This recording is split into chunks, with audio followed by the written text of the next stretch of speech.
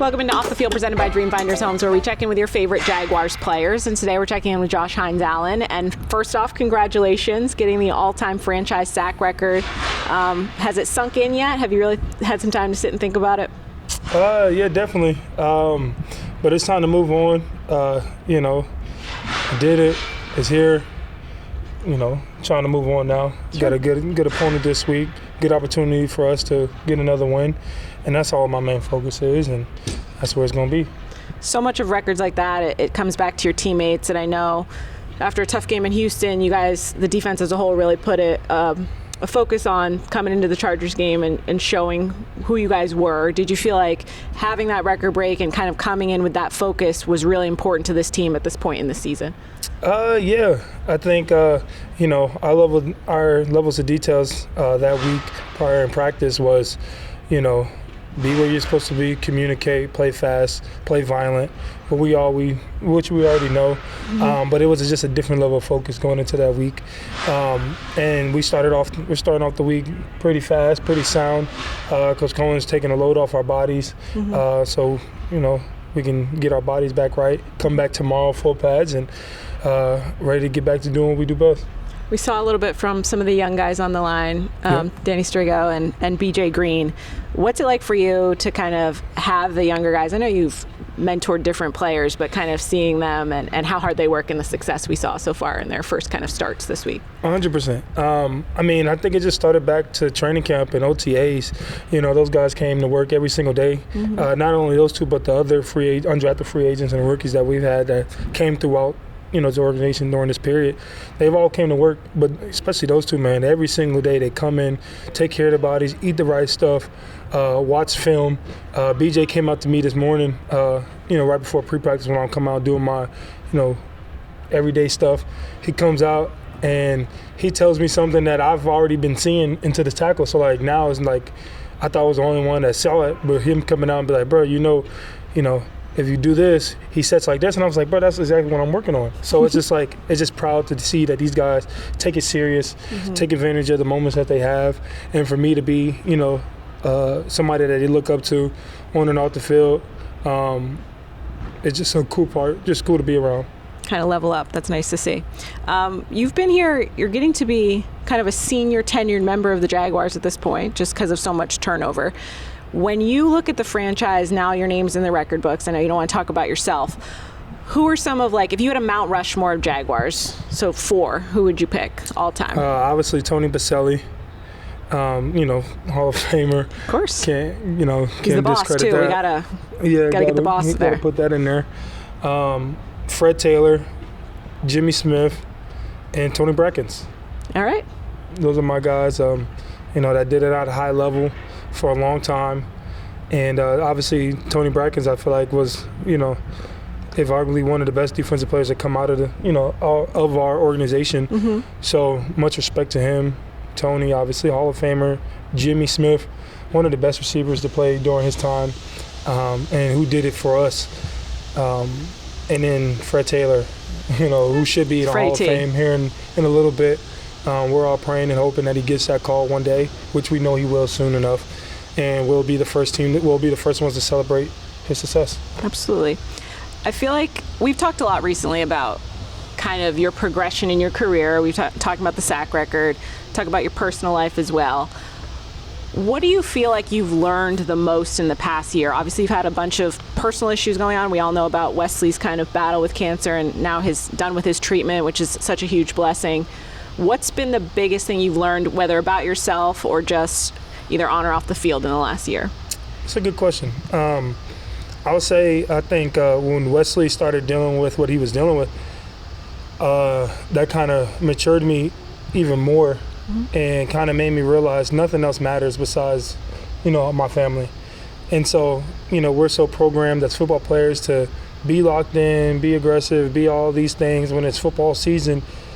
And we kind of forget and we kind of lose track of who we are. Mm-hmm. And so when Wesley got sick, it kind of leveled me out to this is all that matters. Mm-hmm. And so for me, so when I step into the building, it shouldn't be no conflict because it's at the end of the day, it's only work. Yep. It's at the end of the day, I'm playing football. Yep. You know what I'm saying? I think we make things hard as players and coaches, like at the end of the day, man, when we leave this building, who are we? And I think, seeing that version of myself, I really like, and I really know that my family needs that version, and I like that version. And so that's been my focus. And when I come in here, man, I love coming in here. I love football. I love being around the guys. You got a lot of great guys to kind of grow with, and you can just tell where our team's going. So I think that's probably the biggest transition from dealing with Wesley and maximizing, like, coming into the building. Like, there's no need to. We're a good team. Yep. Why should we harp on the losses that we had? Like, hey, let's come back, let's regroup, let's figure this stuff out, let's get back on track. Gives you perspective. You can work in a different way. 100%. All right. We end these with questions about your teammates. You've been here a while, so we're going to do with you. You can name any teammate, any Jaguars teammate that you ever had when I ask you these questions. So, okay. Which teammate did you learn the most from? Calais. I'll say Calais or Yannick Ngakoue. Those two guys, I came in as a rookie. Really took me under their wing. And Calais he just taught me how to play the game, gave me the confidence to play that I could still play at a high level. And so I'll say Calais, and then Jan, watching him work his craft, kind of motivated me to change up my pass rush, and kind of got me on the track to where I am today. Cool. Which teammate was the biggest prankster, the comedian? Who was the funniest?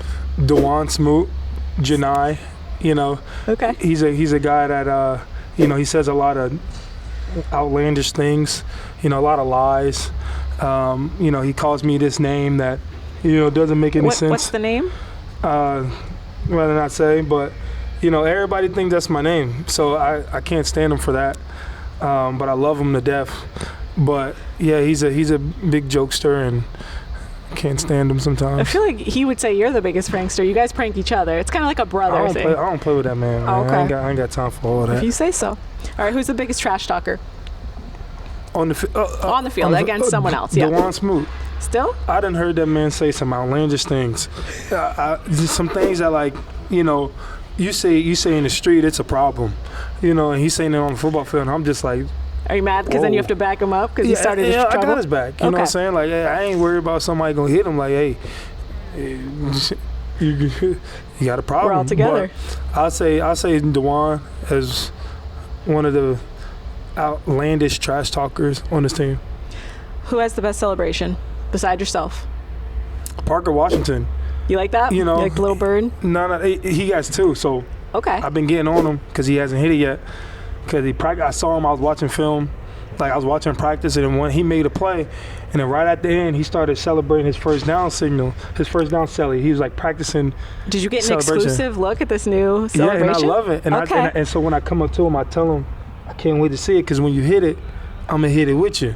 Okay. So now that's been our little thing going back and forth. But the little bird thing, that's hard. And he kind of got everybody hooked on that. They did the fall into the end zone the other time when the kick return. That was hard. So I'll say Parker. Okay. I think we'll keep an eye out for the new one. I'm excited about this first down one. Yeah, it's hard. All right. If you had to pick one teammate to be like your sidekick, dynamic duo, who's your guy? Trey. Forever? Yeah. I mean, oh, man. Then you said forever. Crap. Of all the teammates? All the teammates I've ever had in my life? Yeah, if you could pick one. My brother. I played football with my twin brother. I would definitely choose him.